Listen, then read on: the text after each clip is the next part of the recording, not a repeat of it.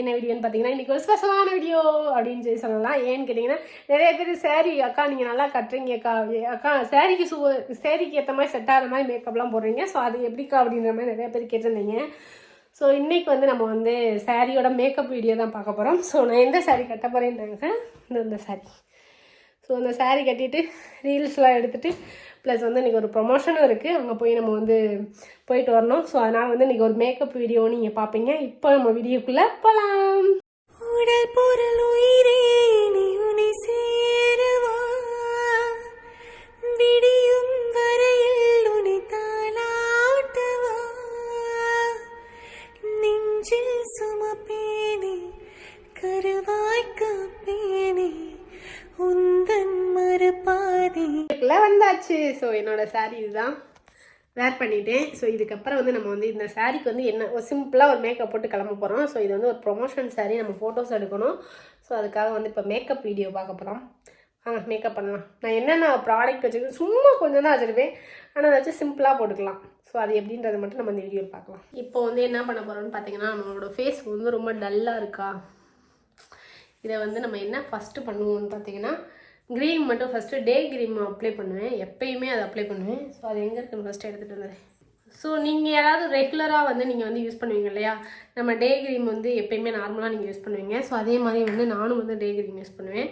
So இந்த cream போட்டதுக்கப்புறம் இந்த ஃபேஸ் எப்படி கொஞ்சம் ஒரு மாதிரி இருக்கா, இதை தள்ளிட்டேன்னா இந்த ஃபேஸ் ஒரு மாதிரி இருக்கா, பிளாக் அந்த மாதிரி. ஸோ இதை போட்டதுக்கப்புறம் கொஞ்சம் பிரைட்டாக இருக்கும். ஸோ அதுக்காக டே க்ரீம் யூஸ் பண்ணுவோம்.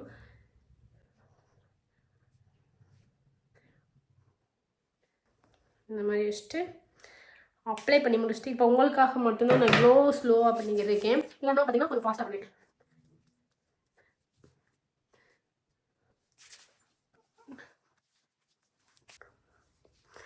இது டே க்ரீம் யூஸ் பண்ணதுக்கப்புறம் நம்மளோட ஃபேஸ் கொஞ்சம் ஃப்ரெஷ்ஷாக இருக்கும். ஸோ இதை நம்ம கண்டினியூஸாக ஃபேஸுக்கு மட்டும் அப்ளை பண்ணக்கூடாது, லைட்டாக கழுத்துக்கு அப்ளை பண்ணணும். ஏன்னா அப்படின்னா தான் நம்மளோட கழுத்துக்கும் ஃபேஸுக்கும் கொஞ்சம் ஈவனாக தெரியுன்றதுக்காக கழுத்துக்கும் சேர்த்து இப்போ அப்ளை பண்ணியாச்சு. ஸோ பண்ணதுக்கப்புறம் ஒரு மாதிரி ஆயிலியாக இல்லாமையும் கொஞ்சம் ஃப்ரெஷ்ஷாக இல்லாமையும் செட் ஆகிருக்கும். இதுக்கடுத்து நம்ம என்ன பண்ணுவோம்னா, நிறைய பேர் யூஸ் பண்ணுறது என்னென்னா, ஃபஸ்ட்டு நம்ம எடுத்த உடனே மாய்ஸ்சரைசர் யூஸ் பண்ணுவாங்க. அது யூஸ் பண்ணதுக்கப்புறம் அதை லைட்டாக ஃபேனில் நல்லா கொஞ்சம் இது பண்ண விடுவாங்க. அதுக்கடுத்து சன்ஸ்க்ரீன் யூஸ் பண்ணுவாங்க. சன்ஸ்க்ரீன் யூஸ் பண்ணிவிட்டு மேக்ஸிமம் பவுடர் இந்த மாதிரி யூஸ் பண்ணால் போதும். ஸோ அந்த மாதிரி நம்ம எதுக்காக நம்ம மாய்ஸ்சரைசர் சன்ஸ்க்ரீன்லாம் யூஸ் பண்ணோம்னா, நம்ம ஸ்கின்னை ரொம்ப பாதுகாப்பாக பார்த்துக்குறோம் இல்லையா. ஸோ வெளியில் போகிறப்ப எனக்குலாம் எதனால நமக்கு பிளாக் மார்க்ஸும் வருதுன்னா, அதிகமாக நம்ம பைக்கில் போவோம், அந்த டஸ்ட்டு படும். ஸோ அதனால வரும். நான் அதிகமாக எனக்கு வந்ததுக்கு காரணம் அதுவாக தான் இருக்கும். இந்த சன்ஸ்க்ரீனு மாய்ஸ்சரைசர் யூஸ் பண்ணுறப்ப நம்மளோட ஸ்கின்னை கொஞ்சம் நல்லா பாதுகாக்கும் அப்படின்னு சொல்லுவாங்க. ஸோ அதுக்கு டெஸ்ட் பண்ண சொல்லி எனக்கு ஒரு ப்ராடக்ட் கூட வந்துச்சு. இது நான் சும்மா ப்ரொமோஷன் மாதிரி சொல்லலை, சும்மா நார்மலாக உங்களுக்கு எக்ஸாம்பிளுக்காக அதை சொல்கிறேன். இந்த மாதிரி அந்த ப்ரெட்டுக்கு மேலே இதை தடவி சுட்டு வச்சு காமிச்சோன்னா அந்த சன்ஸ்க்ரீன் தடவுன சைடு ஒன்று கூட ஃபால்ட்டே ஆகலை. அப்படியே எப்படி நம்ம தடவுனமோ அதே மாதிரி இருந்துச்சு. ஆனால் அதே பாதியில் இன்னொரு இருக்குது, அதே சூடில் தான் இருந்துச்சு. அது ரொம்ப கருகிருச்சு. அப்போ தான் எனக்கு தோணுச்சு, சன்ஸ்க்ரீன் யூஸ் பண்ணுறதுனால இவ்வளோ பெனிஃபிட் இருக்குது ஒரு கொலாஜன்ட்டு. ஆனால் நான் இப்போ யூஸ் பண்ண மாட்டேன். இப்போ கொஞ்சம் குளிர் டைமாக தானே இருக்குது. இதே வெயில் டைம் அந்த மாதிரி போகிறோம், வெளியில் எங்கேயா போகிறோம்னா மாய்ஸ்சரைசர் யூஸ் பண்ணிவிட்டு நம்ம சன்ஸ்க்ரீன் யூஸ் பண்ணலாம். இப்போ இந்த டே க்ரீம் மட்டும்தான் நான் அப்ளை பண்ணியிருக்கேன். இது முடிச்சுட்டு தம்பியோட பவுடர் எடுத்து யூஸ் பண்ணிப்பேன்.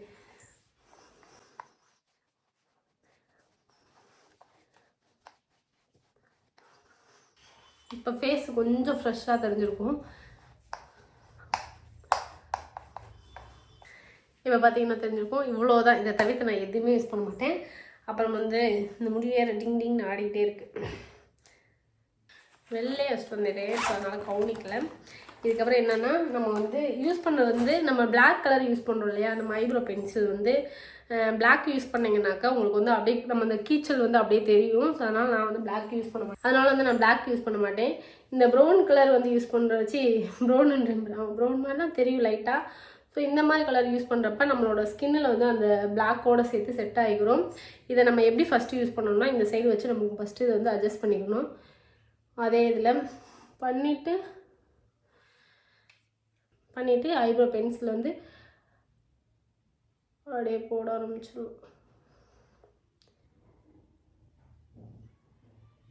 இப்போ பார்த்தீங்கன்னா தெரியும் அந்த பிளாக்கு கோடு இந்த மாதிரிலாம் இருக்காது.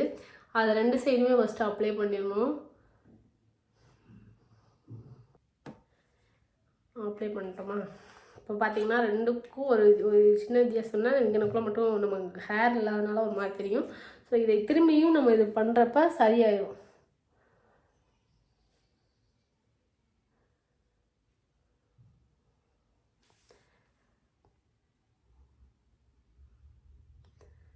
அவ்வளோதான். இப்போ பார்த்தீங்கன்னா புருவம் 2 சைடுமே செட் ஆகிருக்கும். ஃபஸ்ட்டு நான் யூஸ் பண்ணப்போ பார்த்தீங்கன்னா அந்த பிளாக் கலர் தான் யூஸ் பண்ணேன். பிளாக் கலர் யூஸ் பண்ணுறப்ப நம்ம கோடு இப்படி போகிறோம் இல்லையா, அது அப்படியே தெரிய ஆரம்பிச்சிச்சு. அதுலேருந்து விட்டுட்டேன். நிறைய பேர் வந்து ஐ ஷேடோ போடுவோம். இப்போ இதில் பார்த்தீங்கன்னா நம்ம என்ன கலர் யூஸ் பண்ணலான்னு பார்த்தீங்கன்னா, இந்த கலர் இருக்குன்னா இந்த கலர் யூஸ் பண்ணலான்னு சொல்லிட்டு அதுவும் கோல்டனும் கலந்து யூஸ் பண்ணோன்னா அந்தளவுக்கு பெருசாக தெரியாது. இது வந்து ரொம்ப டார்க்காக தெரியாது, லைட்டாக தான் தெரியும். பார்த்தீங்கன்னா தெரியும் நமக்கு ரொம்ப டார்க் தேவை இல்லையா. ஸோ இந்த கண்ணுக்கு இந்த கண்ணுக்கு கொஞ்சம் லைட்டாக டிஃப்ரென்ஸ் தெரியும். ஸோ இந்த லைட்டு டிஃப்ரென்ஸ் போதும். நம்ம எங்கேயாவது ஃபங்க்ஷன் இந்த மாதிரி பண்ணோன்னா டார்க்காக போட்டணும். இந்த 2 கண்ணுக்கும் மேலே லைட்டாக மட்டும் மாறி இருக்கும். ஸோ ஒன்றும் தெரியும். இப்போ தெரியுதா அவங்களுக்கு? இந்த கண் வந்து அந்த லைட்டாக ஒரு மாதிரி ப்ரௌன் கலரில் தெரியும். ஸோ இந்தளவுக்கு தெரிஞ்சால் போதும்.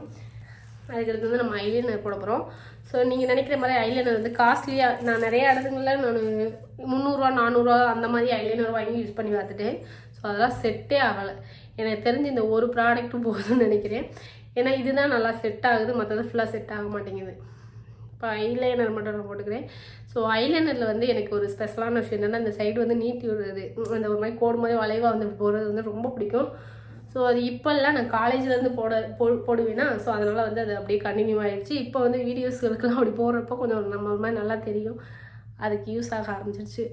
அதனால் அதை அப்படியே கண்டினியூ பண்ண ஆரம்பிச்சிட்டேன். ஸோ இப்போ ஐலைனர் மட்டும் போட்டுக்கலாம். நீங்கள் இழுத்துறப்பே தெரியும் இந்த வளைவு வருதா.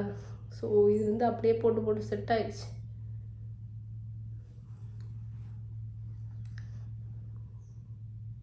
அழகாக இல்லை? இந்த மாதிரி தான் போடணும். ஸோ அதுக்கடுத்து இந்த சீலை போட்டுக்கலாம்.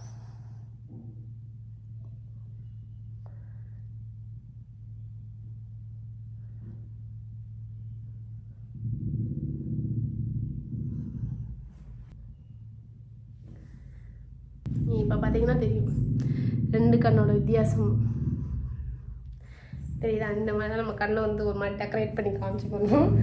இதுக்கடுத்து வந்து நம்ம என்ன பண்ண போகிறோம்னு பார்த்தீங்கன்னா கீழே ஐ ஷேடோ போடணும். ஸோ அதுவும் போடலாம். இது எப்படி போடுறதுன்னா,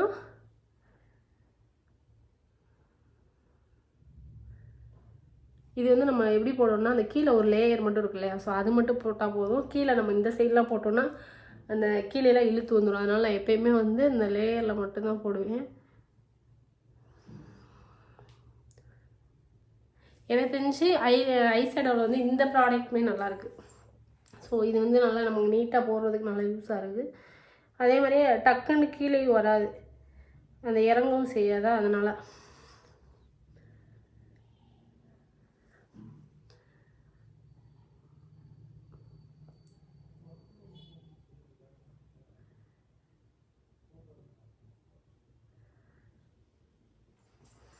இப்போ பார்த்தீங்கன்னா நம்ம கண்ணு சூப்பராக இருக்கும். நம்ம கண்ணு சூப்பராக இருக்கும் நம்மளே சொல்லக்கூடாது, அப்படிலாம் டெக்கரேட் பண்ணணும். ஸோ அதனால் வந்து எனக்கு தெரிஞ்ச மாதிரி ஆக்சுவலாக வந்து இதை நான் ப்ராப்பராக மேக்கப்லாம் சொல்லவே மாட்டேன். ஸோ எனக்கு தெரிஞ்ச மாதிரி நான் பண்ணுறதுல இந்த ஒரு விஷயம் வந்து எனக்கு கண்ணை மட்டும் கொஞ்சம் ஹைலைட் பண்ணி காட்டினாங்க. ஏன்னா என் கண்ணு வந்து ஒரு மலர்ந்த கண்ணுன்னு சொல்லுவாங்கள்ல, ஸோ அந்த மாதிரி. அதனால் அந்த கண்ணுக்கு ஏற்ற மாதிரி ஐப்ரோ பென்சில் ப்ளஸ் வந்து ஐலைனர் போடுவேன். இப்போ இது முடிச்சிட்டோம். அப்புறம் வந்து நம்ம சிம்பிளாக ஒரு லிப்ஸ்டிக் போட்டுக்கலாம். இதுதான். இது வந்து நம்ம என்னென்னா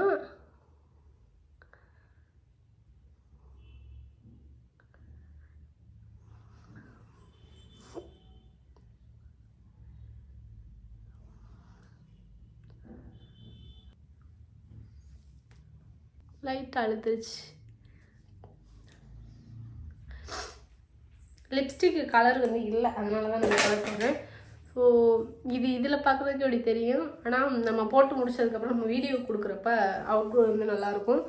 ஸோ இவ்வளோ தான். இது மட்டும் முடிச்சுட்டு அப்புறம் வந்து நம்ம என்ன பண்ண போகிறோம்னு பார்த்தீங்கன்னா பொட்டு. எனக்கு பொட்டு மட்டும் இந்த பெருசாக வைக்கிறது அந்த மாதிரி செட் ஆக மாட்டேங்குது. அதனால் வந்து சின்னதாக ஒரு கல் போட்டு மட்டும் வச்சுக்குவேன். ஸோ வச்சுட்டு நிறையா பேர் வந்து இந்த ஒரு விஷயம் அடிக்கடி என்கிட்ட கேட்குறீங்க, அயனிங் வீடியோ போடுங்க அப்படின்னு சொல்லிட்டு.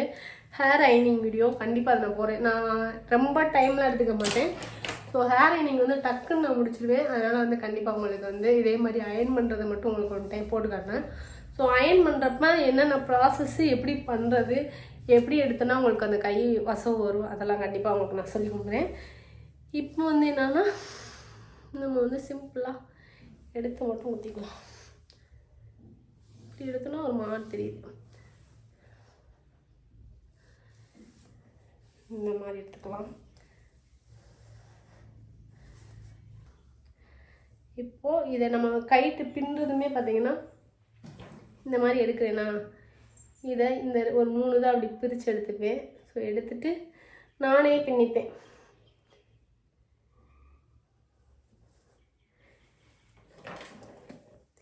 அடுத்த லேயர் எடுத்து அதோட ஜாயின் பண்ணிடணும்.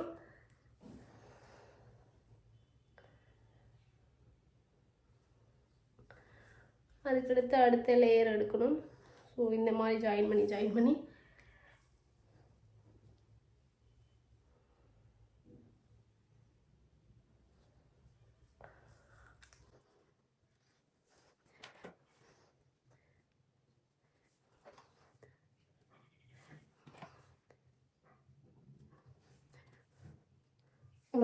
இதை நம்ம எடுத்து பின்னுறப்ப பார்த்திங்கன்னா நமக்கு செட் ஆகிடும். இது ஃபஸ்ட்டு டைம் பின்னுறப்ப கொஞ்சம் கஷ்டமாக இருக்கும். பின்னல்லாம் பார்த்திங்கன்னா ஒரே மாதிரியே வரும், எந்த டிஃப்ரென்ஸுமே தெரியாது நமக்கு. அந்த லேயருமே வந்து பார்த்திங்கன்னா நம்ம சீப்பை வச்சு எடுக்கிறப்ப அது ஒரு மாதிரி கரெக்டாக நமக்கு வந்து கைக்கு வந்து அந்த முடிவு கிடைக்கும். அப்படி இருக்கிறப்ப அந்த நிறைய எடுத்தோம் அந்த மாதிரிலாம் இருக்காது. பார்த்திங்கன்னா தெரியும், இந்த பின்னல் பார்த்தாலே தெரியும், ஸ்ட்ரெயிட்டாக போகும். ஸோ இந்த மாதிரி தான் எடுத்து நான் அப்பப்போ பின்னி மேனேஜ் பண்ணிப்பேன். ஐயோ விட்டுட்டேனே. இப்போ எடுத்து பின்னியாச்சு. ஸோ பின்னி முடிச்சுட்டு இதவும் இப்படி எடுத்து பின்ன ஆரம்பிக்கணும். பின்னி ஓரளவு நம்ம கீழே வரைக்கும் கொண்டு வந்துடணும். இப்போ தெரியும் உங்களுக்கு இந்த பின்னல் இருந்து எப்படி அழகாக இருந்ததுன்னு. ஸோ இந்த மாதிரி தான் நம்ம ஹேர் ஸ்டைலும் பண்ணுவோம்.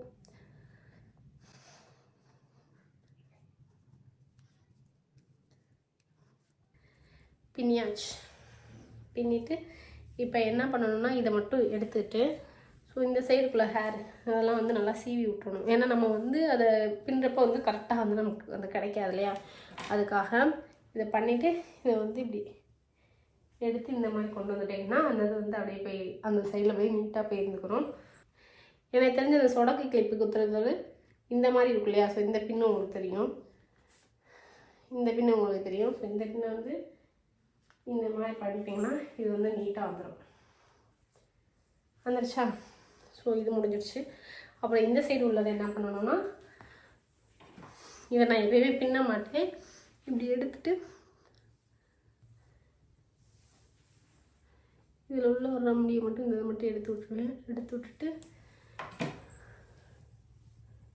அப்படியே சுருட்டிடணும். சுருட்டிட்டு இந்த சைடு முடியை எடுத்து அதே ஈக்குவலுக்கு தெரியுதா, இதே மாதிரி இங்கே பின் குத்திட்டோம்னா இப்போ 2 சைடும் சேமாக வந்துடுச்சா. அவ்வளோதான், சிம்பிள். இப்படி தான் நான் வந்து சடை இந்த மாதிரி தான் பின்னுவேன். ஸோ இந்த மாதிரி பின்னி முடிச்சதுக்கப்புறம் நம்ம வந்து தோடு மட்டும் மாற்றிக்கலாம். இப்போ தோடு மட்டும் வந்து இந்த தோடு போட்டோன்னா கரெக்டாக செட் ஆகும் இந்த சாரீ கலருக்கு ஏற்ற மாதிரி. ஸோ நான் வந்து இந்த தோடு போட்டுருவேன். இப்போ பார்த்திங்கன்னா ஆல்ரெடி போட்டிருக்க தோடை மட்டும் ரிமூவ் பண்ணிடுவேன்.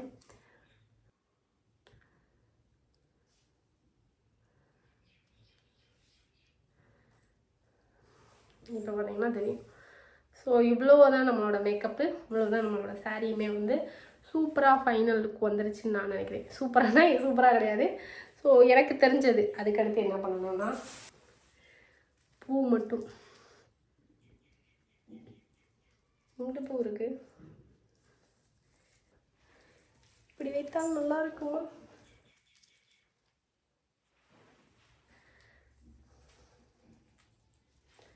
சரி ஓகே அப்போ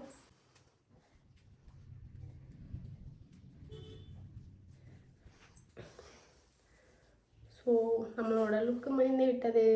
அதுக்கப்புறம் என்னென்னா சாரீ கட்டினா லைட்டாக வந்து குங்குமம் வைக்கிறது ஒரு ஒரு பழக்கம்.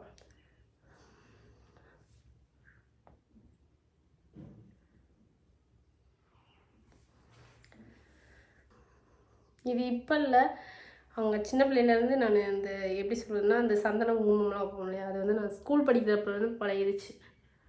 ஸோ அதனால் வந்து அப்படியே வச்சு பழகி இப்போ வந்து உதயம் இல்லைன்றதுக்கப்புறமும் நான் இங்கே வந்து எப்பயுமே வைப்பேன். அதையும் நினைப்பீங்க நிறைய பேர், அக்கா நீங்கள் குங்குமம் வைக்கக்கூடாதுக்கா அப்படின்னு கமெண்ட் பண்ணுறவங்களுக்கு நான் நிறைய சொல்லிட்டேன். பூ வைக்கக்கூடாதுக்கான்னு சொல்கிறவங்களுக்கும் சொல்லிட்டேன். ஸோ பூ இந்த குங்குமம் இங்கே வைக்கிறது எல்லாமே நம்ம வந்து பிறந்ததுலேருந்தே வைக்கிறோம். ஸோ அதனால் பிரச்சனை கிடையாது. நான் வந்து யார் என்ன சொன்னாலும் எனக்கு பிடிச்சிருந்துச்சின்னா நான் அதை பண்ணுவேன். ஸோ அதனால் வந்து பொட்டும் குங்குமம் பூ வைக்கிறது வந்து எனக்கு வீடியோவுக்கு யூஸ்ஃபுல்லாக இருக்குது. ஸோ அதனால் நான் பண்ணுறேன். இந்த மேக்கப் வீடியோ இதோட முடிச்சுக்கலாம்னு நினைக்கிறேன். இதுக்கடுத்து என்ன வீடியோ போடலான்றதை நீங்கள் கமெண்ட்டில் சொல்லுங்கள். அடுத்தடுத்து நான் வந்து நிறைய வந்து உங்களுக்கு வந்து அடுத்தடுத்த வீடியோஸுமா இன்ட்ரெஸ்டிங்கான வீடியோலாம் போடலான்னு இருக்கேன். இப்போ வந்து நம்ம ஃபைனலாக வந்து சில விஷயம் மட்டும் ஷேர் பண்ணிக்கிறேன். என்னென்னு கேட்டிங்கன்னா, நம்ம வந்து மண்டபத்துக்கு வந்து புக் பண்ணிட்டோம். அதுக்கடுத்து வந்து சாப்பாட்டுக்குமே நான் எல்லாமே அரேஞ்ச் பண்ணிட்டேன். இதுக்கடுத்து நம்ம பத்திரிக்கை அடிக்கிறதுக்கு மட்டும்தான். அதுக்கடுத்து டிசைன் என்ன அடிக்க போகிறோம் என்னன்றதை ஃபுல்லாக உங்களுக்கு காட்டுறேன். மண்டபத்தையுமே ஒரு டைம் உங்கள்கிட்ட காட்டுறோம். ஸோ எல்லாமே ஃபைனல் பண்ணி முடித்ததுக்கப்புறம் அடுத்து நம்மளோட ஃபங்க்ஷன் ஸ்டார்ட் ஆயிரும். ஸோ அதுக்கான ஒர்க்கு வரும். அப்புறம் எல்லாருக்குமே யார் யாருக்கெல்லாம் பத்திரிக்கை வைக்கிறோம் எல்லாமே வரும். இது அடுத்தடுத்து நான் சொல்லிக்கிட்டே இருக்கேன். ஸோ இப்போ சொல்லாத காரணம் என்னென்னா, மண்டபமும் நம்ம புக் பண்ணிட்டோம். ஸோ சாப்பாடு பண்ணிட்டோம், கேமராவுக்கும் புக் பண்ணிட்டோம். மண்டபம் புக் பண்ணிட்டோம், அப்புறம் வந்து கேமராவுக்குமே புக் பண்ணிட்டோம். ஸோ இந்த 2 ஒர்க்கும் மட்டும்தான் முடிஞ்சிருக்கு. இதுக்கடுத்து நம்ம சாப்பாடு வந்து இப்போ தான் கேட்டிருக்கோம். இத்தனை பேர்த்துக்கு எவ்வளோ என்னன்னு கேட்டிருக்கோம். அதனால் வந்து அதுவும் அடுத்தடுத்து வந்து வேலைகள் ஸ்டார்ட் ஆகும். அதுக்கடுத்து நேம் லிஸ்ட் எழுதணும், யார் யார் கூப்பிட்ற எல்லாமேவும். அது எல்லாத்தையுமே அடுத்தடுத்த வீடியோவில் கலந்துக்கிறேன். ஸோ இப்போ இந்த வீடியோ வந்து உங்களுக்கு கண்டிப்பாக பிடிச்சிருக்கும்னு நினைக்கிறேன். பிடிச்சி நான் லைக் பண்ணுங்கள், ஷேர் பண்ணுங்கள், மறக்காம சப்ஸ்கிரைப் பண்ணி பாருங்கள். டாட்டா.